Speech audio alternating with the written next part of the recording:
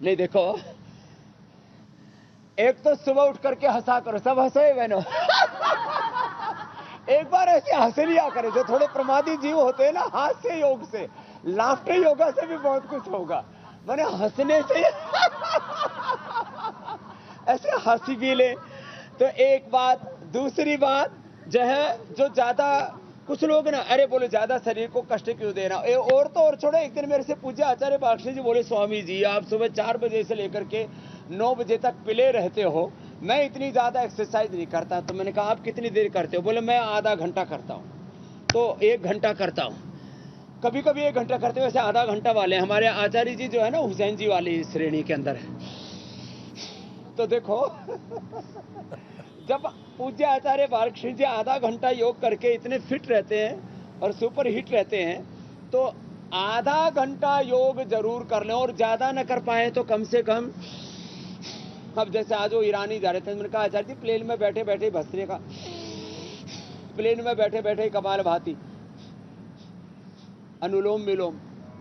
एक दिन मैं प्लेन में करने लगा तो एयर होस्टेस आ गई। जैसे मैंने ऐसे ऐसे किया, थोड़ा सा मैंने सिर भी ढक लिया, मैंने कहा कोई दूसरे को कोई परेशानी ना हो, तो मैंने ऐसे ऐसे किया।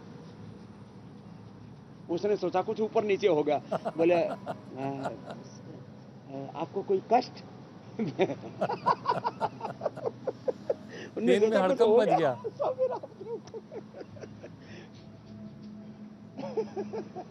तो कि शायद कुछ हो रहा है। तो मैंने कहा जो ऐसा करेंगे उनको कुछ नहीं होगा, कपालभाति अनुलोम विलोम करते रहो। प्लेन में करो, ट्रेन में करो, जमीन में करो, आसमान में करो, जहान में जहां भी हो, मैं जहां जहां रहूंगा वहां वहां योग करूंगा।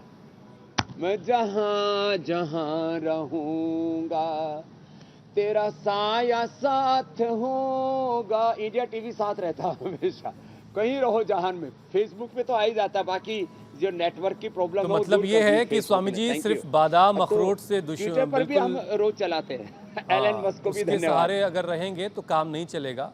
फिजिकल एक्टिविटी बहुत ज़रूरी है, बल्कि पहले ज़रूरी है, उसके साथ बादाम अखरोट खाते रहिए, तो ये जरूरी कहना है। ही क्या है। अच्छा स्वामी जी देखिए, ब्रेन डिसऑर्डर में एपिलेप्सी भी एक बड़ी समस्या है।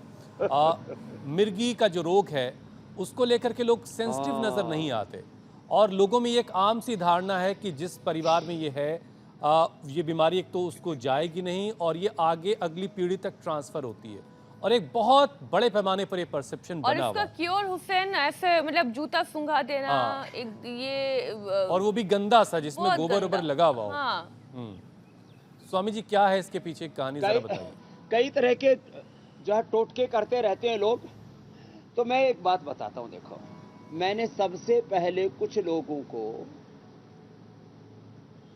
पीपल की दाढ़ी, बड़ में तो बहुत होती है दाढ़ी, मतलब ये दाढ़ी वैसे बड़ी काम की है, इसलिए जो है स्वामी रामदेव की दाढ़ी देख करके और मोदी जी की दाढ़ी देख करके, मेरी जैसी बड़ी भी नहीं रखी, मोदी जैसी छोटी भी नहीं रखी। आजकल तो राहुल गांधी भी स्वामी जी दाढ़ी रखे हुए हैं। आजकल राहुल गांधी जी ने भी दाढ़ी रखनी शुरू की है।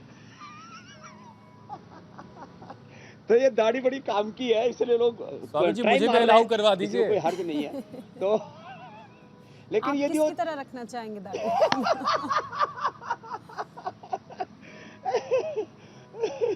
वैसे भगवान करे ज्योत्सना मीनाक्षी जी को दाढ़ी मूछ ना आ जाए, करती रहेंगी तो यही पीसीओडी के कारण से आ जाती है वैसे लेडीज को। तो भगवान ऐसा दिन ना दिखाए। ज्यादा नाखून रगड़ लिया तो ये हो सकता है। मैं एक बात बता, अंगूठा अगर रगड़ लिया तो पक्का हो जाएगा।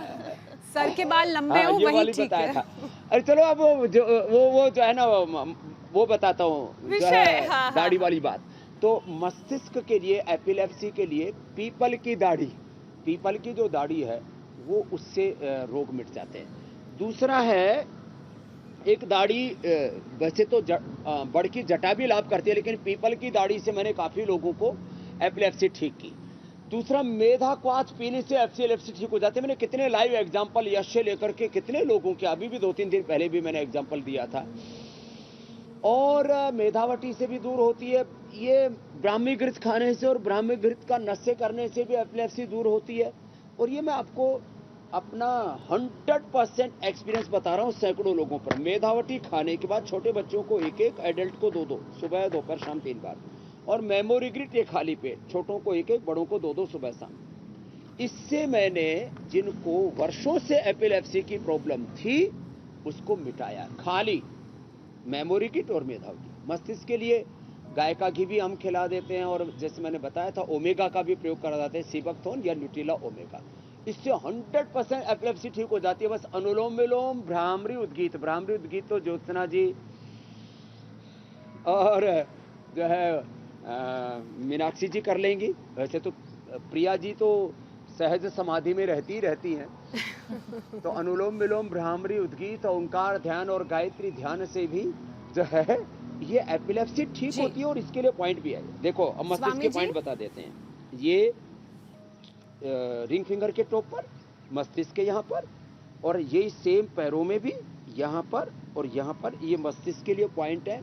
जिनको भी Alzheimer, dementia, Parkinson, paralysis, epilepsy और नींद न आने की समस्याएं, स्ट्रेस, एंजाइटी है, उन सब के लिए ये अभ्यास